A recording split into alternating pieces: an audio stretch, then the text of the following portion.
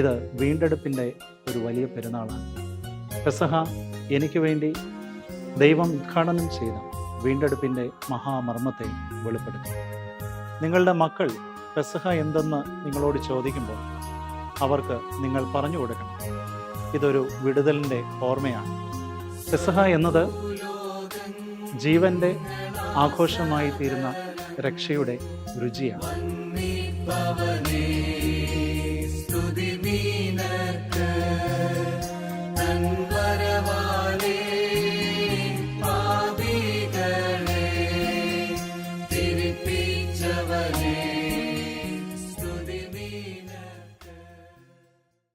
ത്രിയേക ദൈവത്തിന് സ്തുതി. പെസഹ വിചാരത്തിലേക്ക് എല്ലാവരെയും സ്നേഹപൂർവ്വം ക്ഷണിക്കുന്നു. You can give without loving. You cannot love without giving. നിങ്ങൾക്ക് സ്നേഹമില്ലാതെ നൽകാനാകും, പക്ഷേ കൊടുക്കാതെ നിങ്ങൾക്കൊരിക്കലും സ്നേഹിക്കാനാവില്ല. മലങ്കര മാർത്തോമ സുറിയാനി സഭയുടെ ഭാഷ ആഴ്ചയിലെ ക്രമത്തിനുള്ളിൽ ബുധനാഴ്ച സന്ധ്യയിലെയും വ്യാഴാഴ്ച രാവിലത്തെയും പ്രാർത്ഥനകളിൽ കൗമ പ്രാർത്ഥനയായി ഉപയോഗിക്കുന്നത് തൻ്റെ പെസഹായാലെ പെസഹായുടെ കുഞ്ഞാടിനെ അഴിച്ച മശിഹ തമ്പുരാനെ, നിന്റെ പെസഹായാൽ ഞങ്ങളെ സന്തോഷിപ്പിച്ച് ഞങ്ങളോട് കരുണ ചെയ്യണമേ കുറിയലായിസോൻ എന്ന പ്രാർത്ഥനയാണ്. ഈ പ്രാർത്ഥന ഉരുവിടുമ്പോഴും ധ്യാനിക്കുമ്പോഴും ആവർത്തിക്കപ്പെടുമ്പോഴും പെസഹായുടെ വീണ്ടെടുപ്പിനെ ഏറ്റുപറയുകയാണ്. അടുത്തിടെ ഇറങ്ങിയ ഒരു മലയാളം സിനിമ ഏറെ ചർച്ച ചെയ്യപ്പെട്ടതാണ്, മഞ്ഞുമൽ ബോയ്സ്. മഞ്ഞുമൽ എന്ന ഗ്രാമത്തിൽ നിന്ന് കൊടൈക്കനാലിൽ ഗുണ കേവ് കാണാൻ പോയ സുഹൃത്തുക്കൾ, അതിലൊരാൾ അബദ്ധവശാൽ ഈ ഗുഹയുടെ ആഴത്തിലേക്ക് വീണുപോവുകയും ആ അരക്ഷിതാവസ്ഥയിലും ദുരന്ത അവസ്ഥയിലും കൂട്ടുകാർ അവനെ കൂടാതെ മടങ്ങില്ല എന്ന് കൈക്കൊള്ളുന്ന തീരുമാനവും നിശ്ചയദാർഢ്യവും വീണുപോയ സുഹൃത്തിനെ ജീവിതത്തിലേക്ക് മടക്കിക്കൊണ്ടുവരുന്നതിന് കാരണമായി തീർന്നു. ആ സുഹൃത്തുക്കൾ എല്ലാവരും ഒറ്റക്കെട്ടായി ആലോചിച്ചും വൈകാര്യപരമായും ഒക്കെ എടുത്ത തീരുമാനമാണിത്. സുഹൃത്തിനെ കൂടാതെ മടക്കമില്ല. ആഴത്തിലേക്ക് ഇറങ്ങുവാൻ ഒരാളെ വേണം.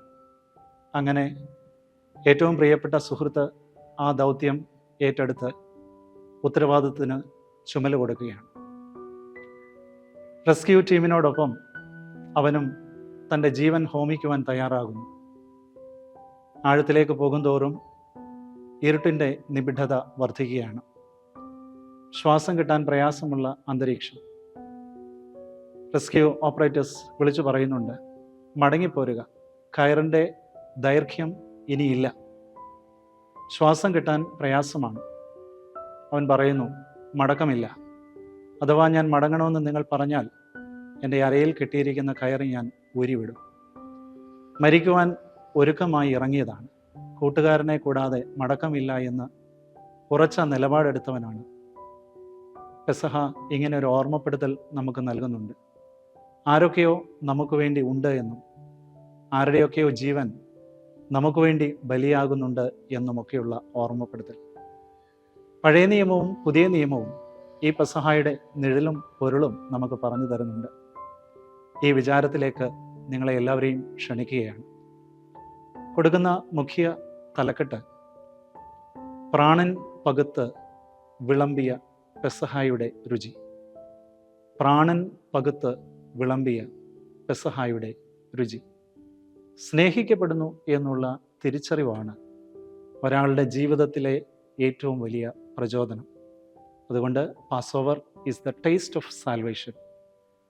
പെസഹ എന്നത് ജീവൻ്റെ ആഘോഷമായി തീരുന്ന രക്ഷയുടെ രുചിയാണ്. 3 ചെറിയ നുറുങ്ങു വിചാരങ്ങൾ പങ്കുവയ്ക്കട്ടെ. ഉപവിചാരം 1. ദൈവത്താൽ ഉദ്ഘാടനം ചെയ്യപ്പെട്ട പെസഹ. പഴയ നിയമത്തിൻ്റെയും പുതിയ നിയമത്തിൻ്റെയും പ്രധാനമായ കേന്ദ്ര പ്രമേയം രണ്ട് സംഭവങ്ങളാണ്. പഴയ നിയമത്തിൽ അത് പുറപ്പാട് സംഭവവും പുതിയ നിയമത്തിൽ അത് ക്രിസ്തു സംഭവവുമാണ്. ഈ രണ്ട് സംഭവങ്ങളെയും രണ്ട് അത്താഴങ്ങളാണ് അടയാളപ്പെടുത്തുന്നത്. പഴയ നിയമത്തിലെ പുറപ്പാട് സംഭവത്തിന് മുമ്പായി ഇസ്രായേൽ ജനതയുടെ വിമോചന രാത്രിയിൽ ജനത്തോട് ഒരുമിച്ച് ഭക്ഷിക്കണമെന്ന് ദൈവം മോശയിൽ കൂടി കൽപ്പിക്കുന്ന നിർദ്ദേശമാണ് പെസഹ എന്ന അത്താഴം. പെസഹ അത്താഴം തിടുക്കത്തോടെ ഭക്ഷിച്ച് അവർ മിസ്രൈമിലോടും പാരതന്ത്ര്യത്തിൻ്റെ രാത്രികളോടും യാത്ര പറഞ്ഞ് ഇറങ്ങുകയാണ്. അത്താഴ മേശയിൽ നിന്ന് അവർ പുറപ്പെടുന്നത് വിമോചനത്തിൻ്റെ പുലരിക്കാലത്തിലേക്കാണ്. ആ യാത്ര 40 വർഷം നീണ്ടു നിന്നു എങ്കിലും വിമോചനത്തിൻ്റെ ഒരു പ്രഭാതം അവർക്ക് മുമ്പിൽ ദൈവം ഒരുക്കുകയാണ്. പുതിയ നിയമത്തിലെ അത്താഴമേശയാണ് തിരുവത്താഴം. കർത്താവ് സംസ്ഥാപനം ചെയ്യുന്നത് തൻ്റെ ശിഷ്യന്മാരോട് ഒത്തൊരുമിച്ചാണ്.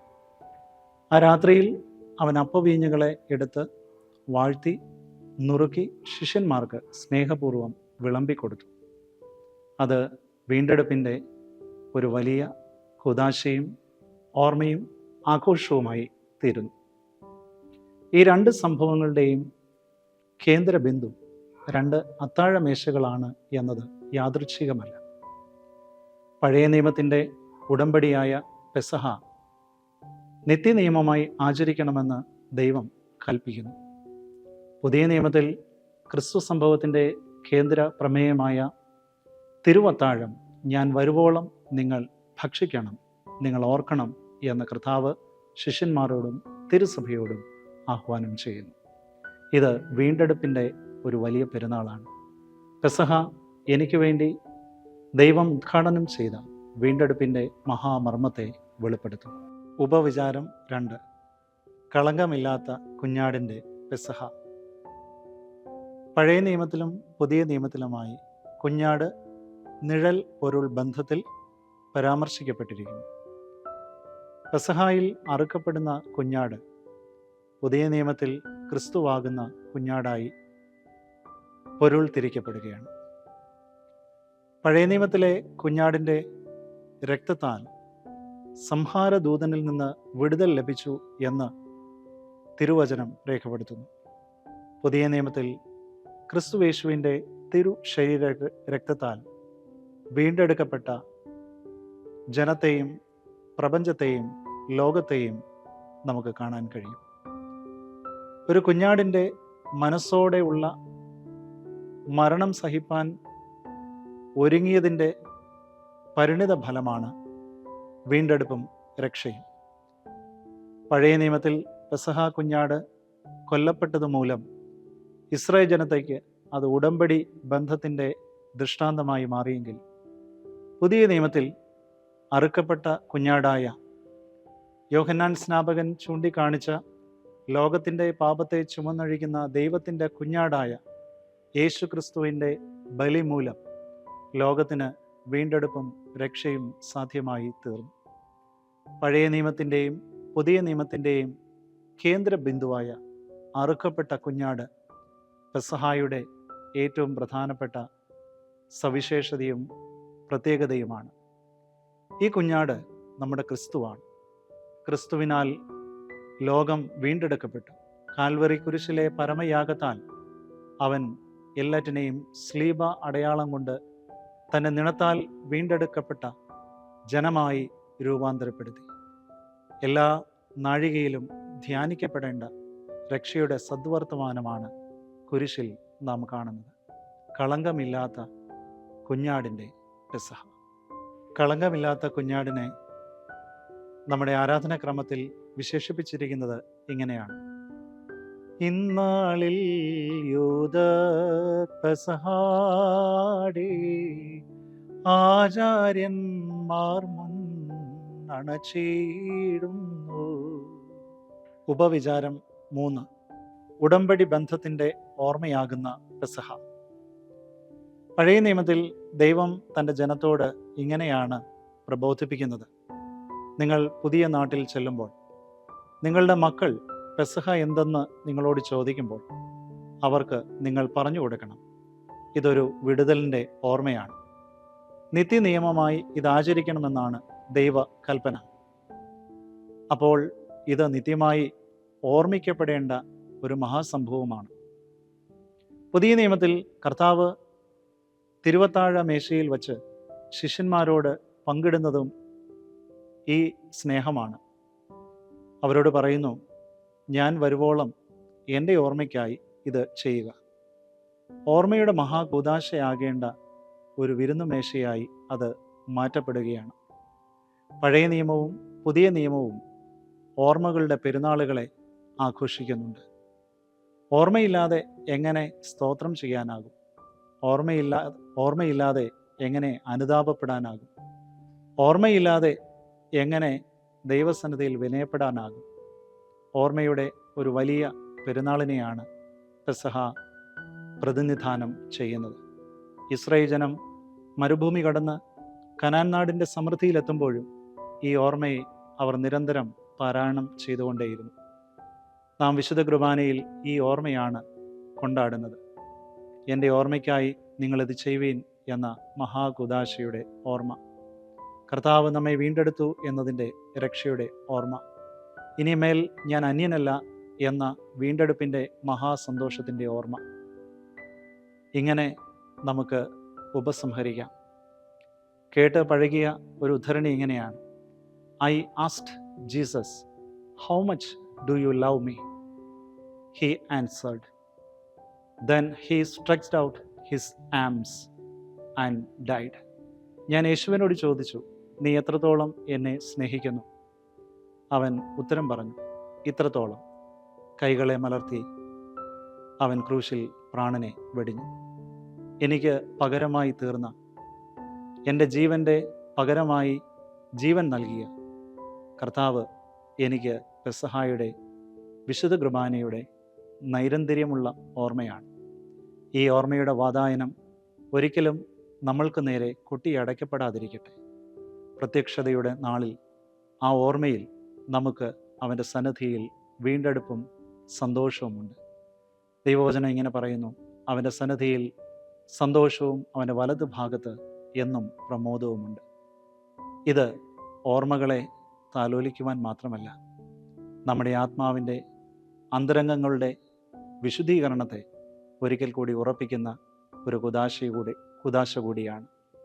പെസഹ എന്ന മഹാ ഓർമ്മ നമ്മെ രക്ഷയുടെ അനുഭവത്തിലേക്ക് ഈ നാളുകളിൽ നയിക്കുന്നതിന് ഉതകട്ടെ. ഈ പ്രാർത്ഥനാ വിചാരത്തോടെ വിരാമക്കുറിപ്പിടാം.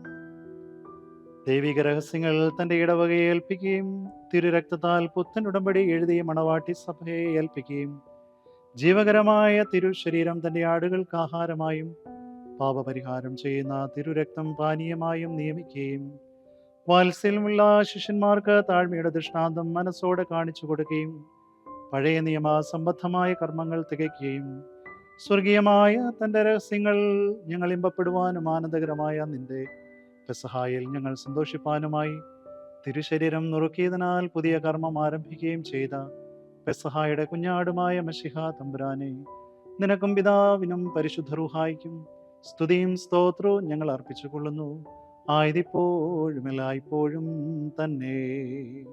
ആമേൻ.